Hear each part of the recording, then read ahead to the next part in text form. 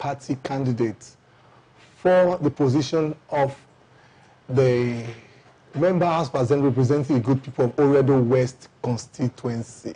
Mr. Eghosa, you're welcome. Thank you very much. Now we're going to start up this way. For 16 years, that's since 1999, your party, the People's Democratic Party, were in power. It got to a stage Nigerians were tired of the way they deliver governance to the people. And so in 2015, they felt that there is a need for them to be booted out. 3.5 years down the line, you guys are staging a comeback. What do you think your party is ready to do differently at this point in time? Yeah, I have to correct a statement you made because the 2015 election was all about propaganda. Okay. And as you know, 2015 is far better than 2019. So when you say propaganda, I want to ask you a question. You should check the results. 15 million Nigerians felt there is a need for us to have a change in government. 15 million Nigeria booted PDP out of power. That's what I'm saying. The propaganda that the APC government came up with, they didn't have any plan. PDP government, they were on course. The GSM you're enjoying today, we brought it. So PDP was working, but APC, it was a gang-up. So I would not agree with the fact that PDP did a lot for Nigerians. Okay. So Nigerians, because of the propaganda, had to switch to APC. But after 3.5 years, they've seen the reality that APC didn't have any plan for the Nigerian people. So that's why we are yearning for comeback, and the people are tired. They can see for themselves that nothing is on ground. When PDP left power in 2015, bag of rice was 7,500. What do you buy bag of rice with today is 22,000 naira. So to say that APC government is better 3.5 years, I will not agree to that. For me, PDP did a lot for Nigerians and will lay a good foundation that the APC government cannot even consolidate on them. Most of the projects you're seeing are PDP projects that APC government cannot still complete. Now, so, there's a view in a lot of quarters that the PDP, they are good with initiating projects, but they are never good with completing projects. That what they do most often the time is this: they initiate the project with a lot of fanfare, a lot of money is pushed into this project. But that once Nigerians take their eyes away from it, and that's where the project dies. A good example, the PDP National Secretariat. I disagree with you. You see, anything project is a long-term thing. Okay. And government is continuity. So if I'm to do a road track from Benin to Lagos, and along the line, my government is toppled. So it's expected that the new government in place to continue the project. I'm going to cut you short. I'm going to cut you short. It looks as if the PDP, they are not happy with the fact that the APC, they are completing their projects. Now, how would you guys have felt if the APC comes into power and they decide to abandon all the so-called projects that PDP said they initiated? It's not a plus for this administration. I want you to specify the project they are completing. Like the way you mentioned. And it was awarded. So they are not completing it. The contract was awarded. And the money is expected. Yes, it's expected you complete a project. You took over a government of continuity, so you cannot just pause the project.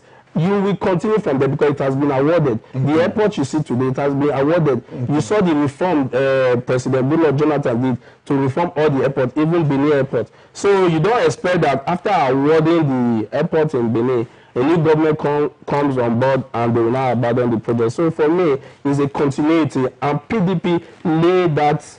Is your party coming to take Nigeria back to 2015? No, we are coming to because you said, according to what you said life was better off in 2015 than now. We want to improve on the lives of Nigerians. But you just said life is bastardized now that APC. I'm telling you that APC came and changed the roadmap, the plan. So we are coming back to redirect the Nigerian people. We have a clear purpose to make Nigeria better again. The government of the day, they are not doing anything to put Nigeria on the global map. So we are coming on board. We have a plan. We have a man that understands Nigeria, and we have a man that is business oriented. Nigeria economy needs somebody that understands it. So not somebody that cannot even grow his own farm. So for me, I believe that PDP government will do far better to run Nigerian economy. Okay, now I'm going to ask you the next question. You actually said something that in 2015 it was all about propaganda. But I want to believe that the technical blow that was given to your party, the punch that the APC gave to your party was when they were able to tell Nigerians how corrupt your party was. The question, is PDP a corrupt party? Thank you very much for that question. And is there any court that has sentenced anybody in PDP that you know about? It's just we have cases in court. They are just being vindictive. And we have cases. Mr. Ben, we have a situation whereby you join the APC, like the chairman of the party clearly stated, that you become a saint. So we all know what is happening. You cannot expect us to fight corruption. We have institutions. How many of these heads of these institutions have they ever questioned? For you to fight corruption, you must take good care of the civil servants. You must handle the heads there, because politicians cannot stay without them. How many head of service have you seen attending EFCC office to explain things happening? You want to tell me that APC government is 100% perfect? So they are only being vindictive to PDP members. Just whenever you decamp Obanikoro and co, you become a saint. So for us in PDP, we believe in fighting corruption the ideal way. We don't believe in fighting individuals. During PDP regime, you see them, the police inspector general, you see that in our own government, we can still investigate members. But in APC government, they don't investigate any of their members. None of them, they are perfect.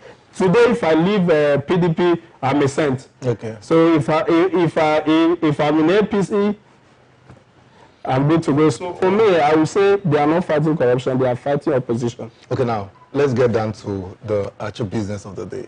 Yes. And this is how I'm going to start off. I'm excited that you're a young man, a very young man at that, and it is encouraging to see young guys want to go into politics. Now, the question that one of our audience asks is this.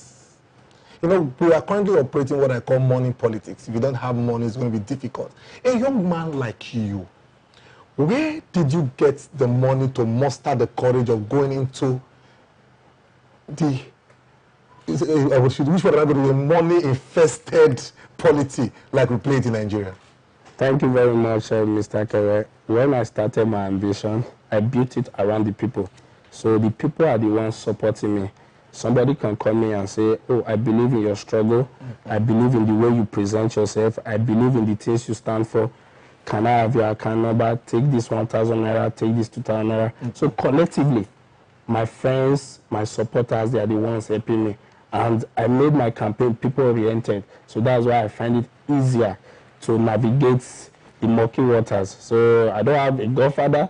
The people are my godfathers. So you're able to raise that huge amount to get your nomination form? When you say from the People's Fund or the Confederate contribution? When you say huge amount, you have to specify the amount. Okay. So that the people will know. I should ask you, how much did you get your nomination form? My nomination form was 600,000 naira. Okay, good. That's huge. That's huge. Yes, my friend made it possible. And don't forget, I'm a businessman. Oh. I've been in business since 2004. Okay. I'm into cars. I'm into real estate. I build. So I own a boutique on Airport Road. So I'm a businessman. I plan. So going into this race, I've started it years ago. Okay. So if you must do anything, have a long-term plan. Okay. So I equally safe towards it that I will be contesting this election. And my friends believe in the dream. They all key into it. So now, you own an NGO. Yes. The Eghosa Agbonifo Shoe. Michael Agbonifo Shoe Foundation. Yes. Now, a lot of people believe that the reason why you were doing those things then was because of this ambition. That it was not born out of a genuine motive to want to render help to people of your constituency. Thank you very much. You see, you cannot stop people from talking. And my foundation was born out of my son's miraculous birth. I made it clear that Michael, when my wife was pregnant for my son, about 4 months into the pregnancy, she did a cervical cyclage. If I'm to break it down, she had to do operation so that Michael does not come out prematurely. And I told God that this miracle you did for me, I will continually give back to the children. So that's how that was bettered. And to those that knew me before now, they know how accommodating and how humanistic I am to things that concerns people. So it's not out of political my political ambition. No, it's not that. I've been this man that always loved to give back. When I was in school, I remember then junior students used to call me daddy, because I will change 10 naira meat note and give them for during break. So it's not about politics, it's about giving. And there's a parable in Benin that says, no lolo, no. So when you have the heart to give, you always give. It's not because of politics. There are politicians that have been there since 1999. They don't even have an NGO to give back. So it's not about contesting an election. It's about the miraculous birth of my son. I want to give back till my final breath. So that's how it was. Mr. Agbonifo, you're a successful businessman. There are a lot of other things you can do with your time and your money. Why do you decide to toe this path, these musky waters of the Nigerian polity? You see, I carefully observed the political terrain. When I started, I was told I don't stand a chance, that I should go and sit down. What do I know? I should go and be selling clothes. But I saw it that a lot of our youth, they are not aware of things happening in Nigeria, and they are so scared to dare the system. So I had to take it upon myself. I've always had this zeal to serve my people. So when I was in school there, I was the head of scripture union. Wow. So I always love to serve my people in my own capacity. And then in church, head of cell unit, you know, the one they call cell unit. So for me, I believe that I need to give back, and I need to build things that future generations will look up to and say, oh, this man did it, I can do it. So that's the reason why I had to say, okay, let me offer myself to serve my people, and I have to build it around them. Now, it's a nice answer you give to us there. Give back, helping. Are you aware of the duty of a legislator? Yes, I am. You are not meant to give to the people, but rather you are supposed to make laws for the people. There are laws. So how do you intend to give to the people when your duty is not to give to the people? You are simply to make laws and perform oversight. You are missing the giving to the people. Okay, when you have to come in when you sponsor bills that are people-oriented, okay, you are giving back to the people. When you stand and fight for your constituents, you are giving back to your people. Those are the ways that you can give back. It's not by giving out money. So representing them effectively, you are giving back to them. They will know that they have a voice to cry to. Not legislators that will vote against their own autonomy. Not legislators that will collect bribe to compromise on the part of their people. So giving back is representing them well so that they can trust you.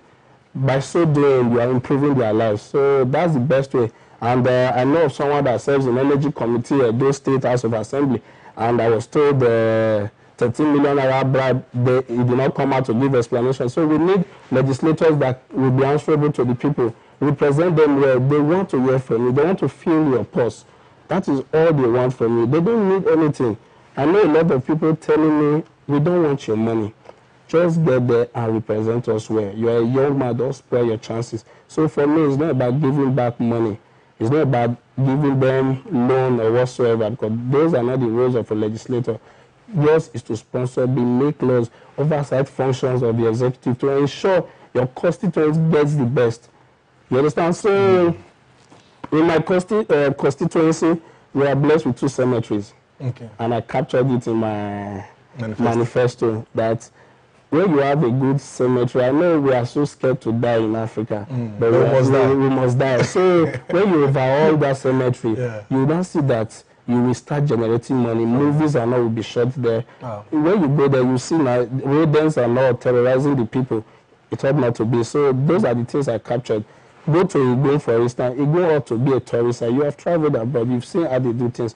Now there is now a glorified beer parlor. At night you see chairs everywhere. So for me, when elected, I will ensure that I push it to the executive to overhaul Igbo. Vehicles should not go into Igbo. Tourists should stroll with their legs, so that they will take a Ministry of Culture and Tourism there. So there are a lot of things I captured in my manifesto to ensure that the people get the best in my constituency. It's not just by sitting there and getting bloated. So mine is to make policies that will be people-oriented. So that's the purpose why I'm contesting. Mr. Eghosa Agbonifo, there is a saying that the minority have a say, but the majority have the way. Now, the question I want to ask you, with the current structure of the Edo State House of Assembly, you are in the opposition, and the ruling party, the All Progressive Congress, they have the majority in the House. How do you intend all these lofty ideas you are having? How do you intend coming in from? I'm not trying to permutate or do anything else. I don't know how the elections is going to turn out. You don't know the majority. As it stands, that's why I said to use as it stands. How do you intend to be able to lobby all other members in the House for you to be able to push these old things that you have in your manifesto? You see, it will be easier when elected to know the direction. We cannot sit down here now and start deciding. Okay. When we get to the House, we will decide on that. Trust me, when we have a strong will, a minority can overpower a majority. It all depends on the will and passion you come with to serve your people. When you are purposeful, the executive will listen to you. Somebody called me and said, oh, I will not make mention of the name. This top man in this other party, they all recommend, they all praise you with the kind of campaign you're running, and they are scolding their people that, don't you see this man? Does he have government assistance? Why can't you copy him? So those are the things they are saying. So when they see that you are sincere enough to represent your constituents, they will listen, no matter the political party you belong to. Because we are living that stage of people to just come and sit and get salary. When they see that you're focused, the executive governor will listen to you. The government of the day will listen because they know that you have a good plan that will favor them. So that's how minority can really work. Yeah, but you must understand the fact that in Nigeria, governance is more or less nothing to our politicians. All they are concerned about is politics. You understand my point? That's the reason why I'm asking you this question. You're talking about the executive must listen to you. For the executive to listen to you, you must be part of this government. Let me tell you this. The executive government, for instance, when it sees you have the voice of the support of your people, they will listen to you because they all want to win. So mine is to focus on how to represent my people. When they see that the people support you overwhelmingly, they will listen to you. So that's the best way to just ensure you represent your people effectively. That's the best way. Every politician wants to win. So when you have the crowd, they will listen to you.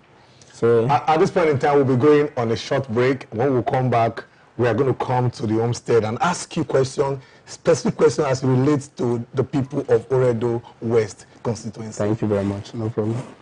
Hello. Good afternoon. Good afternoon, okay. See, I'm one of the candidates, running for the seat of the Edo State House of Assembly, representing Oredo West constituency.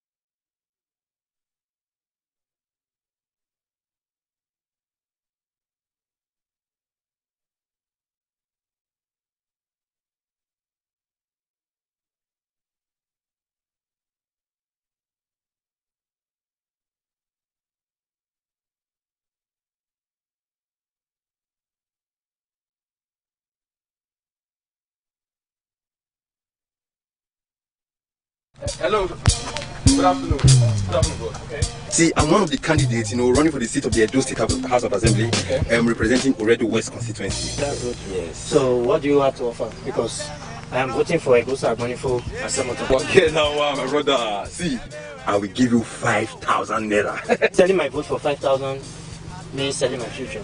I'm not doing that. Oh, okay. I see. See, I will double it. I will give you 10,000 naira. That's an issue to my future. Oh, it's not okay. I see where you're coming from now. See, I'll give you 1 million naira. You won't receive that one. My future is not for sale. What did you talk? Okay, this is your future, so we talk. How much we buy? You see, that's how you politicians go about buying people's votes, and at the end of the day, you will end up wasting it. You see, this time around, I will not allow it to happen. That is why I am voting for Eghosa, Agbonifo Eghosa for the People's Democratic Party. And with him representing us in this constituency, our future is secure. Buying people's votes, and at the end of the day, you will end up wasting it. You see, this time. Welcome back. We still have on set Mr. Eghosa Agbonifo, the People's Democratic Party candidate for the District House of Assembly for Oredo West constituency. Now, the issue of vote buying, it is not something we can wish away. Though ANEC, they've tried their best to see how they can reduce it.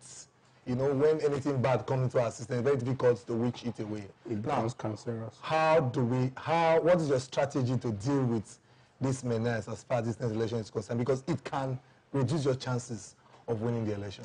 Thank you very much. I know you must have seen how I go about my campaign. I bought my own microphone, telling the people the ills of selling their vote. You have to, you see, proper orientation is what they need. And I kept on pushing for that. And I will continue to do that. Like today, I went to campaign, and somebody said, give us money, give us money. I said, no. How much will I give you? 4,000 naira for 4 years. Is it worth it? So I had to make her see reasons why I cannot give her money. So for me, steady orientation is what our people need. And I've been doing that. My focus is on that. I tell them, I cannot buy your vote. If I buy it, you will not see me for 4 years. I say, support me, then I'll be accountable to you. So for me, I believe our media outfit should do more on the orientation, the use. You can see my advert, it was based on vote buying. So I'm focusing on ways to curb that because it has become cancerous in our system. So we have to start doing proper chemotherapy to ensure that we take it out of our system. Whoever introduces it will never be work with that person. So vote buying is a problem. Okay. So I knew from day one, and I've been preaching about it because I know of people that have boasted. I wouldn't want to say my opponent, but they have boasted that they have 100 million, 200 million to buy votes. You can imagine people you want to serve, you are telling them you will buy their vote, buy their conscience because you have a mass vote since 99. So we don't need such people in our system. We have to chase them away. They are the problems. So for me, I've been preaching against vote buying. Check all my messages. I go around every day, and that is what I stand for. Mr. I will never pay you for vote. That's what I wanted to ask. I want you to please commit to tell Nigerians, to tell the good people of Oredo West constituency that you are not going to assign any of your agents. I don't have the money to buy votes. The money I have is to campaign. Like you told me, you said there are some persons supporting you. The support is to campaign. So those persons supporting you, not to buy you are not votes. going to support for. I will not solicit for support to buy votes. Yeah. Your party, the People's Democratic Party, we are surprised. They are crying foul now that the APC, they are having plans to rig the election. When we believe that rigging elections in Nigeria originated from the time PDP were controlling power in this country. With facts? And yes, there was even a time that the late president, Yar'Adua, came online to say that his election that he won, that he was rigged into power. Yar'Adua have right to say whatever he wants to say. Okay, that's not true. You mean it was the true reflection of his own personal observation or opinion. Okay. So it doesn't reflect that. But then he was the leader of your party. But it doesn't reflect that of the party. No. I can come up tomorrow and say something based on my personal observation. This man was the president, in the president, and he's saying that, come on, I was rigged into power. My party rigged the election that brought me to power. We are saying the same thing. That's the position of the man. I said people can say things just to be on the safe side. No, so it's his own perspective. It doesn't reflect that of the party. Okay. And the party did not counter it that wasn't correct. That wasn't the true state of things, that you guys won the election fair and square. Who told you the party did not counter it? You have a government of the day that is PDP, and you want the party to be fighting the president. There are ways to go about it. Silence is consent. There are ways to go about those things. So then the spokesperson then know how to handle it, because the president is the commander-in-chief of the armed forces. And also the leader of your party. And he just expects his personal view on how he got to power. Okay. So he may not know what happened on the grassroots, how people fought for him to get there. Okay. Saying he was rigged into power, I totally don't agree with that, because I'm a grassroots and I've seen it that to just rig into power is not an easy thing. And what we keep hearing these days is that politicians like you, when election is a time of election because there's palpitation all over the place and people are scared. A lot of people are traveling out of the city, have close friends that are not in Benin now. They have their PVC in Benin, but they don't want to stay in Benin because they believe that it's going to be heated. We're going to have issues of fighting. Now the issue is this. As a politician, why do you think you need to have thugs? I'm not indicting you now that you have thugs. I'm asking you generally. Why do you think a politician needs to have thugs to secure their vote if really they have the support of the people? For me, I don't go with any thug, and I move in a very simple manner. So I don't believe in thuggery. So I don't subscribe to it. I don't know the politicians that do it, but they do it to intimidate others just to gain power. You know, I was told I was campaigning, and one of the union along Upper Lawani, I gave the man my flyers, and he said no, that they say if we accept your flyer, they will drive us come out for here. You know, it's so painful the way our politicians from APC mostly, they've taken this do or die politics. For me, when my people are going around putting posters and they see an opposition, I'll tell them just put it side, don't cover it, don't tear. So theirs, they keep on destroying our materials. I don't know, maybe fear of losing. I believe that politics is a game. We should play it with sense. We should know that going there, you want to serve the people. So you must be able to prove it to the people that you want to serve them right, not oppressing your opponent. So that's what they've been doing. I know how many times they've done that to me, threats and all. So I don't believe in thuggery. And you, as a media guru, you must preach against it, that they should go and be popular among their constituents. Then everyone go to the feed to test their popularity, not using talk to destroy the process. So for me, if you truly want to serve your people, you will not fight the people you want to serve. I don't believe in thuggery. I don't subscribe to it. Now, Mr. Eghosa Agbonifo, now we've established the fact that your duty in the House of Assembly is not to build roads. It's not to give back to your people. Rather, it's to make laws. Yeah. Now, if elected into the House of Assembly, when elected? Okay. When? Okay. I choose to use if at this point in time. But we are okay, if elected into the House of Assembly, what is the first bill that you have in mind that you want to push through that will better the life of your people in Oredo West constituency? I made this clear earlier. One. I told you that there must be cemetery reform. Okay. Because we are blessed with two. Okay. And when we go to Ikoyi vote, you know how much people pay to bury.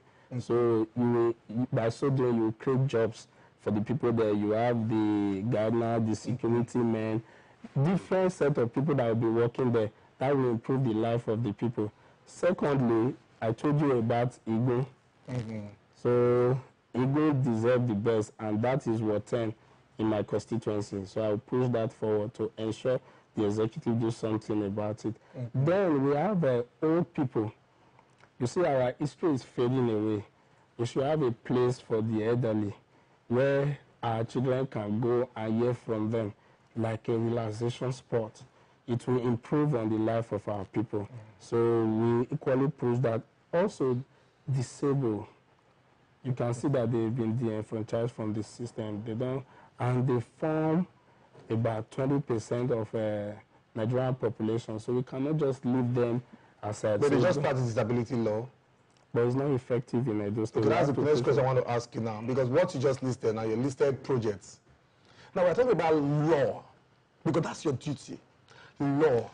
Making of law. A particular law, not pushing the attention or calling the attention of the executive for a particular project like the cemetery. We're talking about which law. It's not a project. You sponsor a bill. Okay. About the cemetery. That it should be overhauled. It should be overhauled. It should be given attention. Okay, good. So, and don't forget that when you are there, different things comes up to represent your people about. Like the other day, it was the issue of BEDC. So when you are representing your people, you take it the front burner to ensure that things are done properly. So those are the roles I will be playing as a legislator when elected, to sponsor people-oriented bills that will reflect on the life of our people. And things come up every day. So you cannot say that you have mapped out everything. So today it can be something else. So for me, anything that has to do with proper representation of my people, I'll put it in the front burner, and I will ensure that I see it to the last. Now, another issue is not just speaking of the law, implementation of law, these laws. Now, what is your take, and what are you going to do to ensure that these laws are being made? You make sure these laws are being enforced. For example, the law on courtism. You are aware there's a law that has been passed now against this anti-courtism law. But when we discuss, I've met a lot of honorables, and I keep asking them this question: how come we have that kind of law in place, but we still have issue of court killings all over Benin City? Does this thing not bother you guys at all? Who implements it? That's the duty of the executive. So it is the role of the executive to implement it. So, but when you have a rubber stamp legislator, we have oversight from yes. When you have a rubber stamp legislator that just answers. What do you mean by rubber stamp? Legislators that is just sitting there doing nothing. Okay. And they voted against their own autonomy. We need someone. We need legislators that can put the executive on the hot seat to keep on working. The implementation should be fast, because these people don't do it because they patronize this same individual. So it is complicated. No, patronage, what do you mean by that? You spoke about Togri. Okay. So Togri comes from where? I should be asking you. I should be asking you, no, because you said something about poor implementation. Okay. So who are the thugs? Okay. So these are the issues we are facing. So So you're actually saying now that the reason why it will be difficult to implement the anti-courtesan law is because politicians patronize these courters who exactly that is it. Okay, good. So it is difficult. So okay. You and I know that. So it is something that, for me, when you say courtesan, it comes in different form. Okay.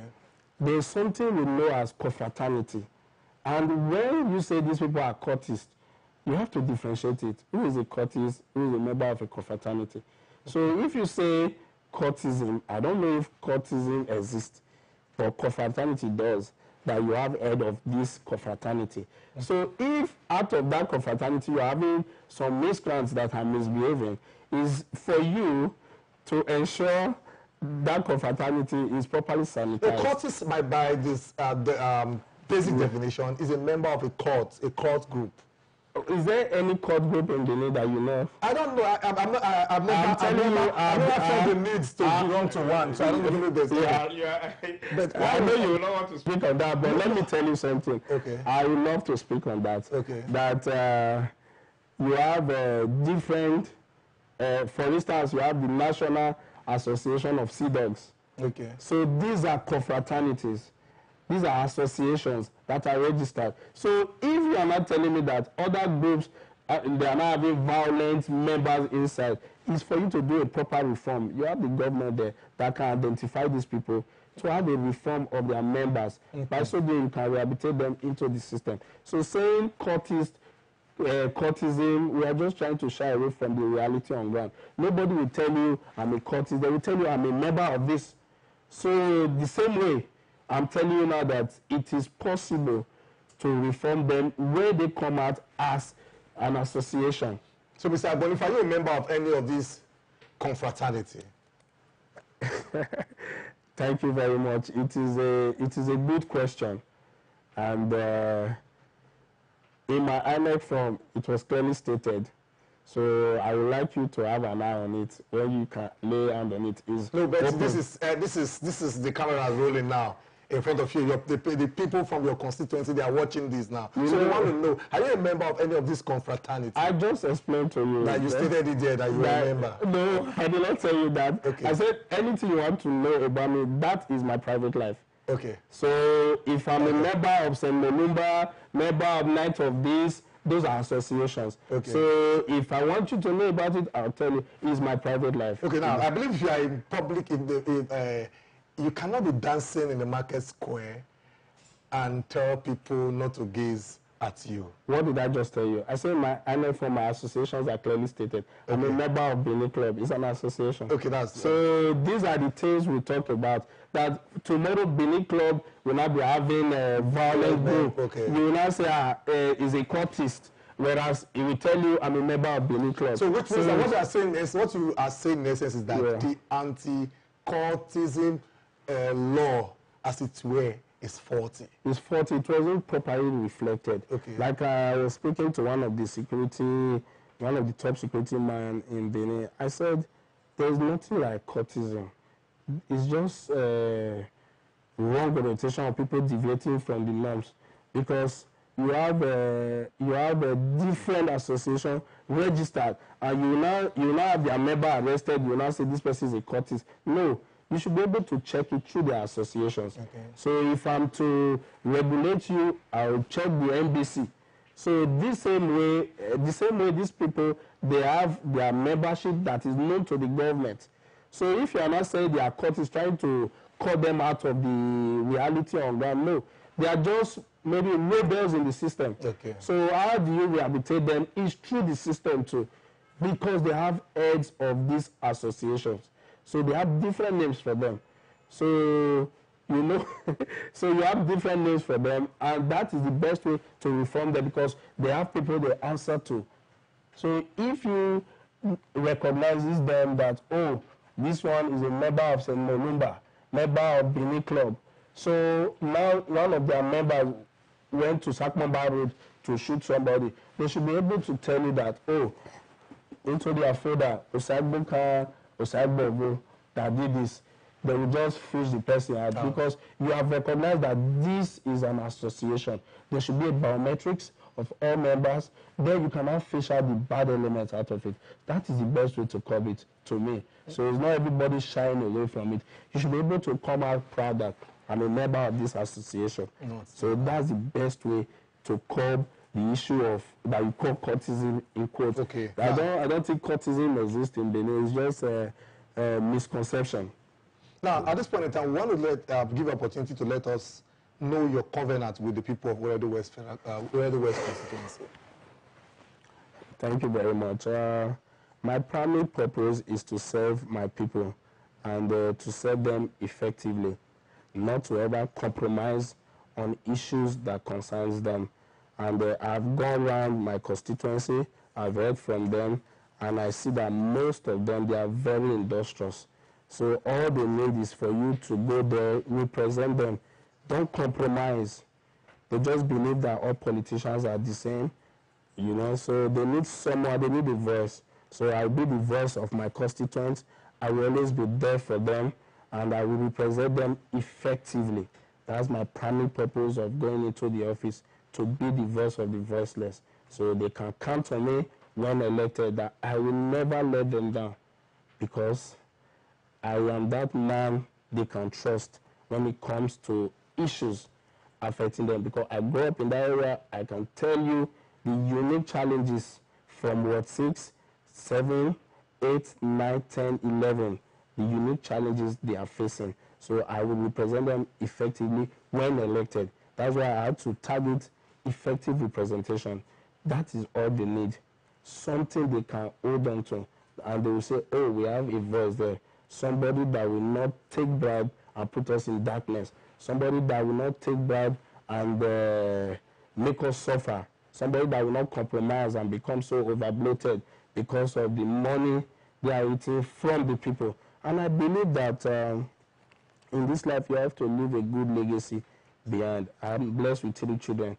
I want them to excel through the legacy I will leave behind. So I want to serve humanity. That's the primary purpose I went into politics. So for me, the Weredo West people, you can trust me on these things. You can hold me to my word that when elected, I will represent your interests effectively and will put anything concerning you in the front burner.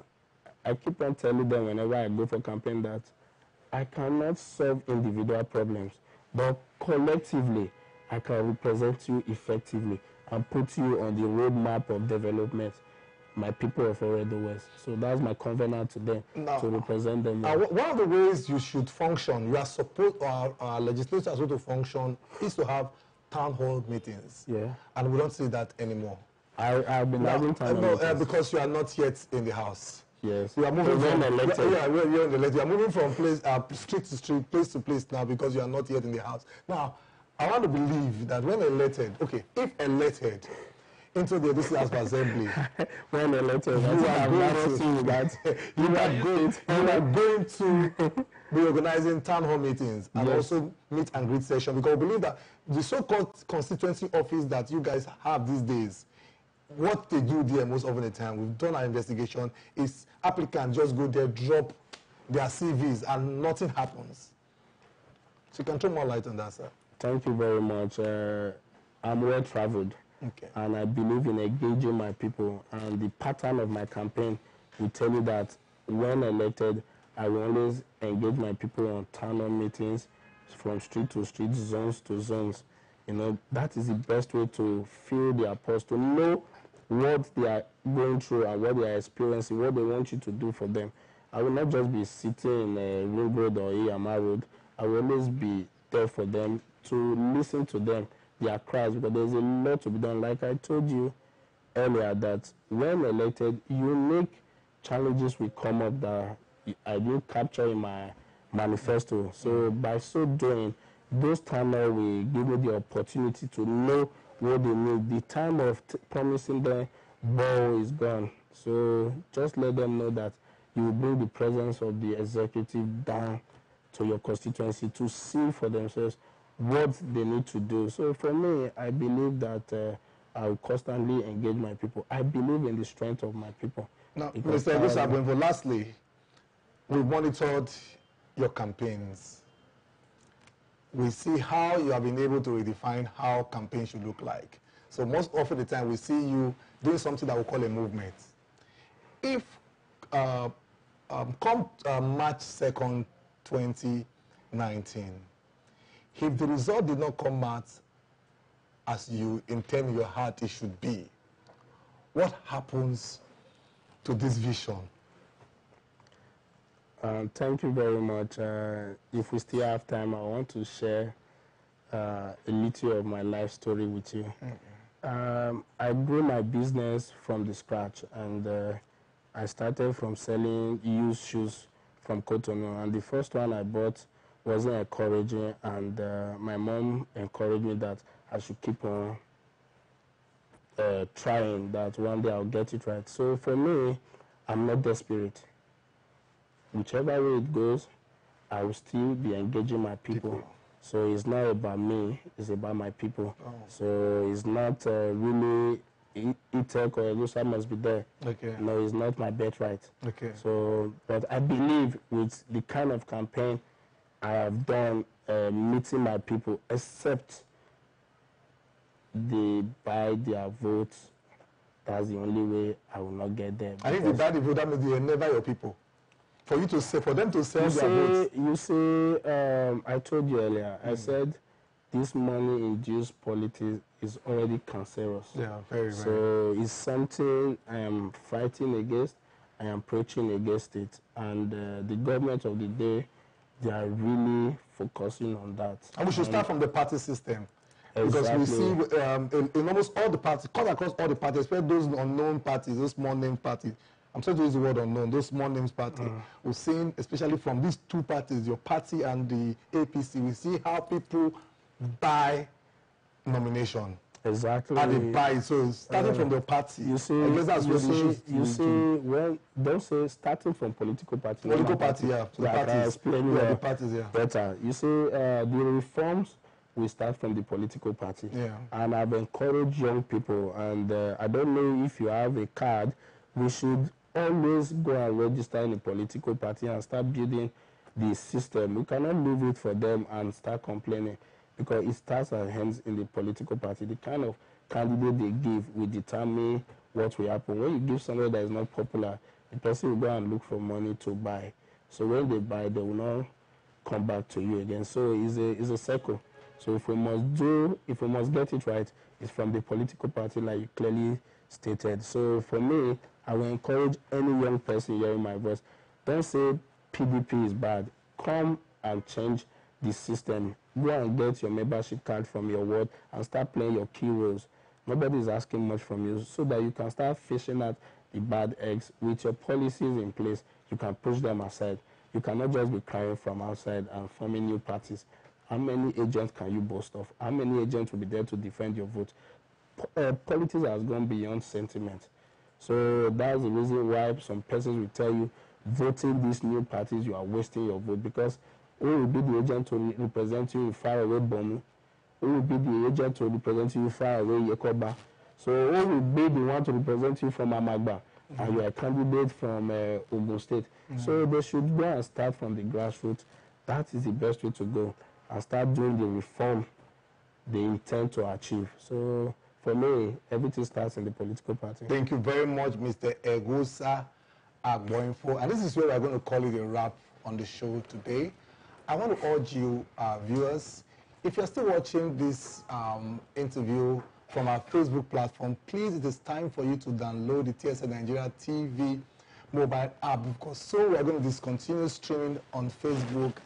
We are going to strictly go to our YouTube platform to stream from. So please, if you have your Android phone, you have your iPhone, please go to the Android Google Play Store, the App Store, and search for the keyword TSN Nigeria TV and download our app. It is easy. In 2 steps, you're already having the TSN Nigeria TV mobile app installed on your phone. We're going to shut down the show now. Hopefully on Thursday, yes, Thursday, 14th, which happened to be Valentine's Day, okay, we are going to come on air again, and we're going to be having a guest, a very special one at that, on this 101 media chat. For now, it is a good night.